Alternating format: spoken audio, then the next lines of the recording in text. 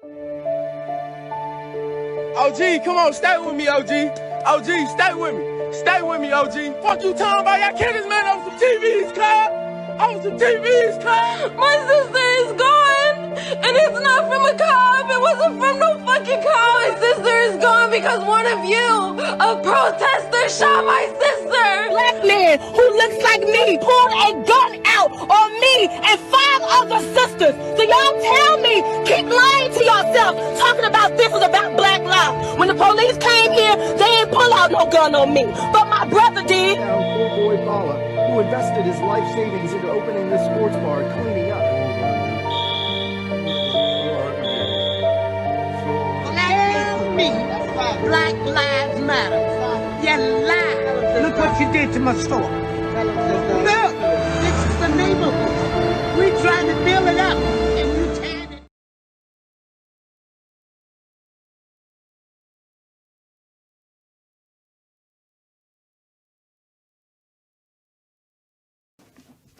Good morning, world. We were going to do something fun today, but because the world's still burning, basically, we thought we'd do another episode dedicated to the protests and the riots still going on in not only our country now, but around the world. Stay tuned for another episode. I'm Cedric. And I'm Brian, and this is Cedric and Brian.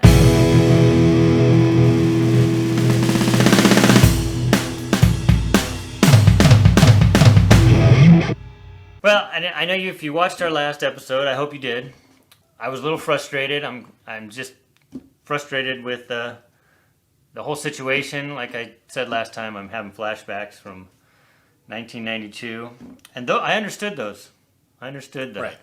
I'm having a harder time understanding everything that's going on there. So a lot of people who have been defending riots have been saying it's the only way we can be heard. Really? Rioting was the only way for you to be heard? Is that why within hours of the incident reaching the national spotlight, the city of Minneapolis was already neck deep into an investigation of the incident, and all 4 cops were fired, and the President of the United States ordered the FBI and the Department of Justice to get involved in the case at an expedited rate and make it their top priority? Which is highly unprecedented and rare for an incident of that small scale at such a local level? Really?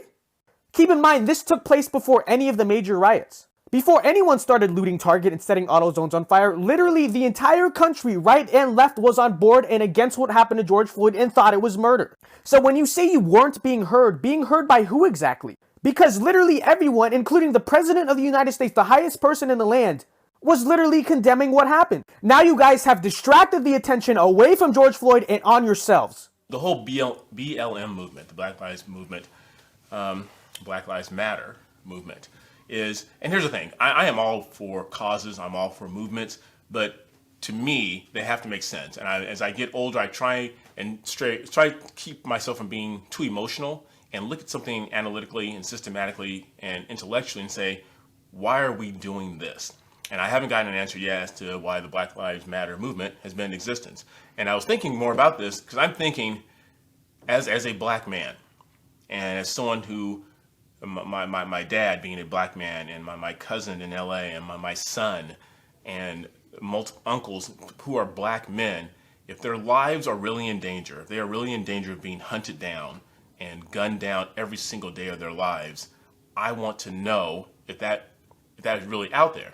And like I said in our last video, if you guys haven't watched it, there hasn't been a single moment where I walked outside my door where I felt like I was going to be gunned down or felt like I was going to be hunted. So and again, so I'm telling you, what is this Black Lives Matter movement all about? And not to be cynical and not to be facetious or anything, it's almost like, and being a teacher, it would almost be like saying, me holding up a sign saying, students' lives matter. Of course they do. And that's why no one holds up a sign saying students' lives matter, because I think you and I, as logical adults, can understand students' lives matter. Children's lives matter. And so there isn't a group of people out there that are saying anything contrary to that, because that would be silly. I'm feeling the same way about this movement of Black Lives Matter, and I'm saying that as a black man. It's really, I have to be careful because I can get the comments. Oh, there you go, cooning. There you go, being Uncle Tom. There you go, being a sellout. I said, no, just intellectually make me understand why black lives are being threatened by police at such an astronomical rate more than other people? Here's some facts. And here's the thing. And I understand the loss of life, it pulls on your emotional heartstrings. And people can fly off the handle. And it upsets me too, but then I look back and say, okay, what happened? Why did this happen? Blacks kill 2 times many whites, 500, as whites kill blacks, 250. Blacks, you guys, we saw in our last video, blacks, we comprise 13% of the world's population. If you cut United States population. No, sorry, 13% of the United States population. You got to cut that in half, men and women. So men comprising 6 to 7% of that. And guys, these are facts. These are facts. Don't get angry. Don't get bitter. Don't get upset. But these are facts. 13% of the U.S. population, 6% of that is men. But those men commit 50% of the crimes and homicides. And if Black lives really matter, and I'm sure you guys have heard this, you've heard this for the first time, it needs to be shared, that a black life, a male black man's life is more likely to be threatened by another black male than anybody else. That's at 94%. So apparently I got all my Facebook friends mad. But quite frankly, I don't give a damn. Because first off, you know what I'm saying, I'm going to sit here and be the first to say, that's not no protest. That's a riot and a purge. Y'all sitting up here saying Black Lives Matter. If Black Lives Matter, why is black people out here killing black people every single day? And ain't nobody out there protesting about that. That's what I don't understand. But Black Lives Matter? Why ain't nobody protesting about the black on black crime? I'm lost. I'm kind of confused. I went down to the wineries last Sunday down in Temecula, suburban area, and I kind of laughed, but I thought, okay, it's cool. You know, little blonde, blue-eyed white girls are holding up signs, Black Lives Matter. If you're really serious about that, that's not where the black on black crime is happening down in Temecula. It's not happening in Newport Beach. It's not happening in Corona. If you're really serious about this and you want to see something happen, go down there and picket in South Central. Go down there and picket in Watts. Go in Chicago, New York. Go into these major cities where black lives are being threatened 94% of the time. But this whole Black Lives movement, it is doing nothing more than creating divisiveness among people. People are they're angry, they're upset, and I just need one person to explain to me what this movement is all about. Here's my fear. So, and this is what I've been hearing from usually suburban white kids, that if the other 3 officers don't get some kind of murder charge, they're going to riot again. Well, they're not. They're being charged with accessory. Okay? That's what the law can do. If you try to convict somebody of something that the law cannot prove, they will get off. Right. That's why Chauvin was 3rd degree. Hey y'all, let's talk about some things. Some of y'all are real bold and are still trying to justify what's going on. Let me explain something to you. To those of you who are beating people in the streets, you are no better than any cop that has ever committed police brutality. To those of you who are taking people's lives, you are now no better than the man that killed George Floyd. And for some of you who are confused as to what justice is, honey, I promise you it's on a stolen 60-inch flat screen in Jordans. Furthermore, for those of you who are trying to say that you're making up for the weakened sentencing of George Floyd's murderer, let me explain something to you. Minnesota views 3rd degree as ill malice murder, basically unintentional. If he had gotten 1st or 2nd degree, that means the jury has to decide as to whether or not he had the intent to kill Floyd, which leaves a chance of a lesser sentencing like unintentional manslaughter. 1st and 2nd degree mean that you have to prove intent. 3rd degree is the objective view of the bad thing that happened. So higher chance of harsher sentencing, you're welcome. We saw another video, almost the exact same thing, where a white guy got killed by a cop the same way. It's embarrassing how many black people are out there marching for Black Lives Matter, donating to Black Lives Matter. And you don't see it. You don't see it. And what's behind me right now is so blatant, and you still won't see it. You know why you won't see it? Because you're selfish. You think that it's everyone else's fault that you're in your position, and you don't want to lose your excuse for why you are underachieving. You're gonna kill me. Dallas police Body cam footage, last minutes of Tony Timpa's life. How did he die? A knee to the neck by police officers. All police officers are walking free because they killed a white man who was not committing a crime, who has no priors. Yet Black Lives Matter were unjustly treated. You guys just don't want to get rid of your excuses. It is too important for you to hold on to your oppression, because if you don't have it anymore, what's your excuse for underachieving? You don't have one. Okay, Black Lives Matter, but and like I said before, of course they matter. It's almost, to me as a black man, it's almost insulting to make that statement, because it makes me think. Now think about this for a second, and I could be wrong, and please call me out on it if I am. For someone to make the statement that Black Lives Matter, there has to be a large population of people out there who think, well, Black lives don't matter. I don't think that's the case. I think that a lot of the police are just as sick and tired of this crap as we are. The good cops who are doing their job, who are suiting up and who are going by the motto to protect and to serve, and who are doing their job, are being punished by a very small percentage of cops who aren't doing their job. And now the Black Lives Matter movement has just taken on a life of its own, and we're fighting a cause that really doesn't exist. And in 2019, again, you guys look up these stats. Please don't get angry, don't get upset, don't turn us off. Use this to educate yourselves. In 2019, 9 unarmed black men were shot and killed versus 19 unarmed white men. Right now, we're going to do something a little bit different than we haven't done before. We're going to show you a series of videos that you're not going to see in the mainstream media. Because let's be clear, no matter, and I'm not going to get into which channel, most media outlets have a slant for what they say. And we're going to show you everyday people in videos and how they feel about this situation. So here's our first one. I 100% agree that oppression is the reason that black people are in poverty and that there's black on black crime.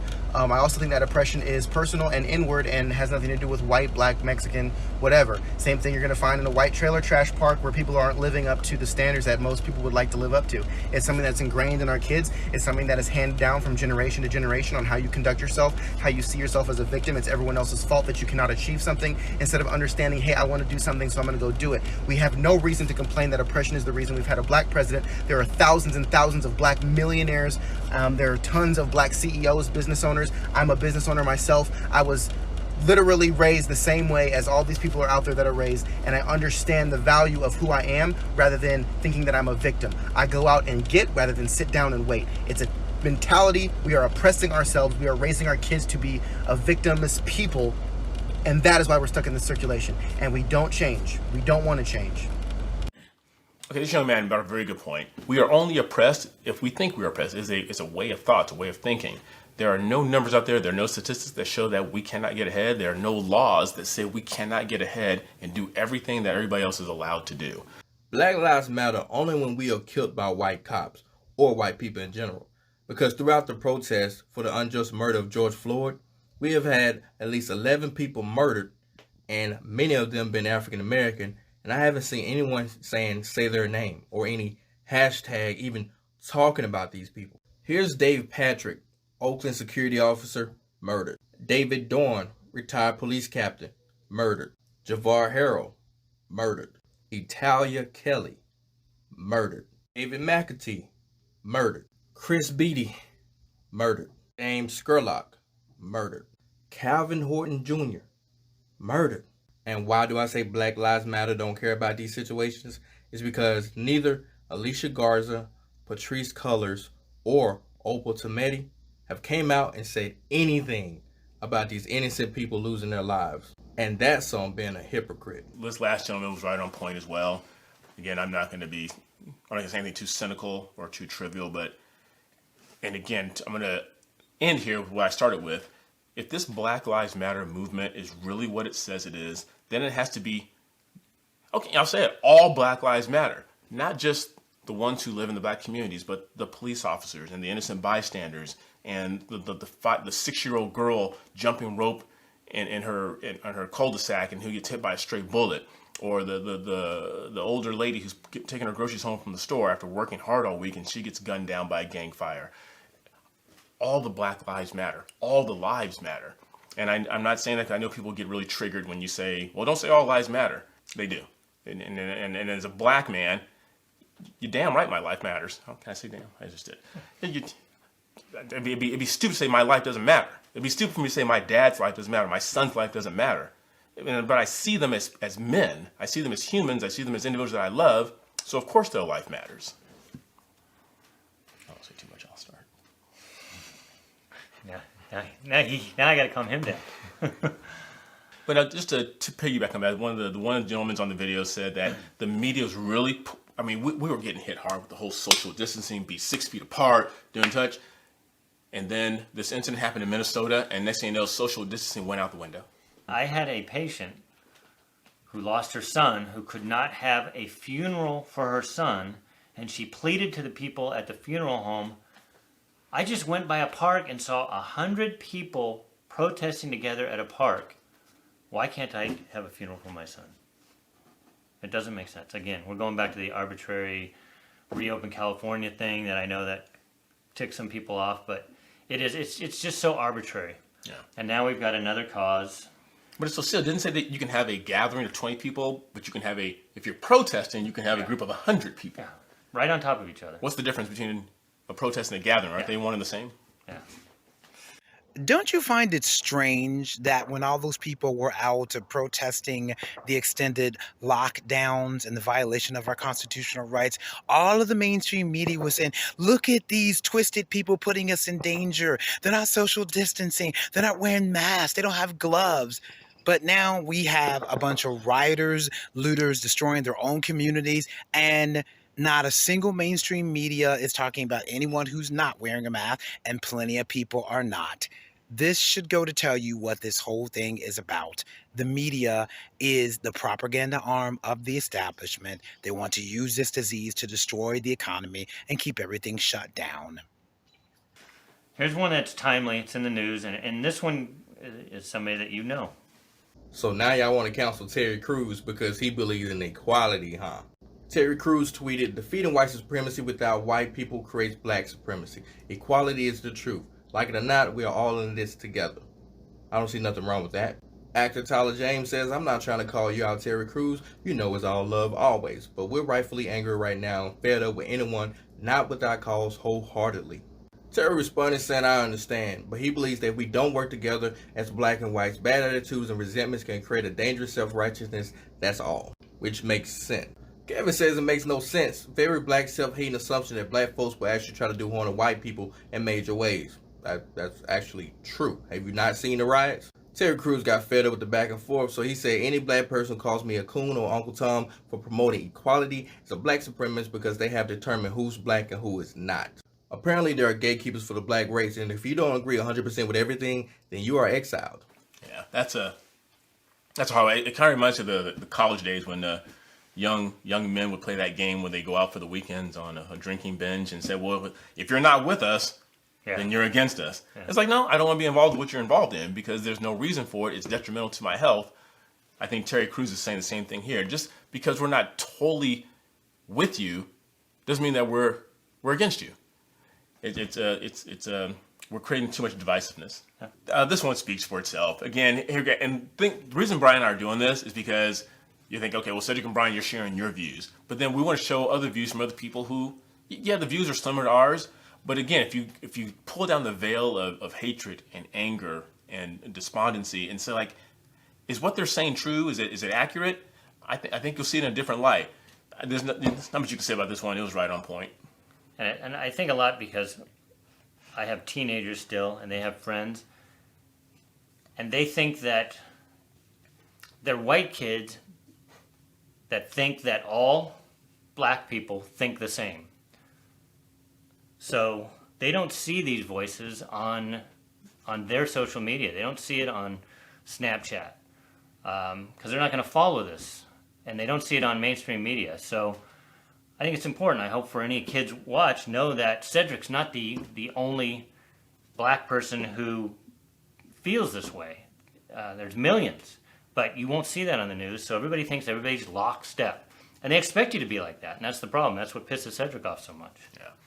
I'm so angry right now because I was behind the movement when I saw that video, and now y'all had to go do this. It got to the point where black business owners were putting signs in their windows saying, hey, don't loot us, don't break our windows. Yes, you're going to set race relations back 100 years because one tragedy occurred that everyone agreed. They were united in their agreement that it was a tragedy. I didn't see white people rioting in the streets when a black man gunned down 2 elderly white people that were visiting their son's grave. It's not the white man's fault that black people are not doing as well in America as some white people. If you're living in America today and you are not successful, the only person you can blame is the person in the mirror. You guys have heard me and Brian talk about this the last couple of weeks. Now you've heard viewpoints from other people. The thing that's really irritating me is that Minnesota had a golden opportunity. They had the entire world, and you'll be hard pressed to tell me that there was one individual who did not believe what happened to George Floyd was wrong. Right, left, middle, white, black, man, woman, child. Everyone believed what happened to George Floyd was wrong. And we were going to the proper procedures to take care of the situation, and then the rioting started, and the looting started. And then now we're talking about defunding the police. So Black Lives Matter is currently pushing for the end of policing. Given the fact that more black people actually died during the riots compared to the unarmed black suspects that have died by the hands of the police in 2020, you would think we're trying to end the wrong thing. Statistics show that only 1 out of 4 black adults own a gun. That's nowhere near ideal for us taking up policing ourselves. We've already got a major issue with 50% of homicides across the major cities now resulting in an arrest. In certain cities like Chicago, that number could be seen as high as 75%. So if you mix lawlessness with little resistance, the little bit of gun ownership we do have, along with the no snitch rule, I'm telling you, you will see a new level of genocide we have never seen before. If people are killing and murdering, stealing and raping with police around, what makes you think it's going to go down once they're gone away? So in order to say the 200 black people that die by the police every year, you're willing to endanger everyone else? What? And we had a golden opportunity to unify as a people because an ignorant cop who was white killed an innocent man. And then now it's turned into a race war, and now we're having this separate ideology that's just tearing us apart. Yep. Fired up? Cedric's fired up. Need a drink. Man, the coronavirus had a strong fucking lead this year. Was up 3-0 in the finals. Nobody was fucking with the coronavirus. And then, boom, racism. Racism came out of slap damn near nowhere. Just came and fucked everything up. The coronavirus stepped aside and was like, you got it. This is your platform. My bad. 2020 is all yours. And it's worse. Bring the coronavirus back. I'm sick of the racist shit. I would rather the coronavirus back. I didn't think I would ever say no bullshit like that, but bring the virus back. Where did it go? Where the fuck did it go? Man, the coronavirus had a... All right, you guys. We're fired up. Brian and I are both lovers of America, lovers of people, black, white, male, female, whatever it is, and we're just trying to get our, and well, I'll say our version of the truth, our paradigm out there. If you disagree with it, say, hey, Cedric, Brian, we found some stats here. What you guys said is completely off base. We will retract everything we just said and say, you know what, our bad. We'll put a retraction video out there and we'll take it all back. But I want to end with this, and this is in our own Declaration of Independence. It says, we hold these truths to be self-evident, that all men, not black men, not white men, not Asian men, not Hispanic men, but all men are created equal, that they are endowed by their Creator with certain unalienable rights, that among these are life, liberty, and the pursuit of happiness. And in the pursuit of happiness, I include being a small business owner, living the American dream. But when that's taken from you, and I'll say in the black community, when it's taken by your own people, that hurts even more. Hopefully, our country comes to us, the world comes to its senses. We will see. But I want to get back to, we'll do some lighter subjects again, back to the old Cedric and Brian goofiness, but we like talking about these important things. We think it's important. But I'm going to end with this. Cedric's a big Family Guy. Oh, my guilty pleasure. he would always, when we were working at the gym, he'd always come out and have to give me some Family Guy. Did you see this Family Guy? And then he'd imitate it. So we're going to end with this. So thanks for tuning in. Please like, subscribe, ring the bell, share with people. If you disagree with us, great. I mean, we want to learn too. That's what we want to do. We want to have open communication. And until next time, go out there and hug someone, tell them you love them, and you guys be good to each other, because we're all in this together. Where there's not one group that's singled out. We're all fighting this battle together. But the key word in that is together. We got to lock arms. If we're separate in any way, shape, or form, it's going to go south of us. Until next time, I'm Cedric. And I'm Brian. See ya. Wait a minute. Peter didn't shoot my son. I did. Peter was just taking the blame for me. He's a good friend. Mr. Brown, what exactly are you saying? I'm saying that I, Cleveland Brown, a black man, shot Cleveland Brown Jr., another black man. Wait, where did everybody go? You want to make the media go away? Just mention black-on-black crime.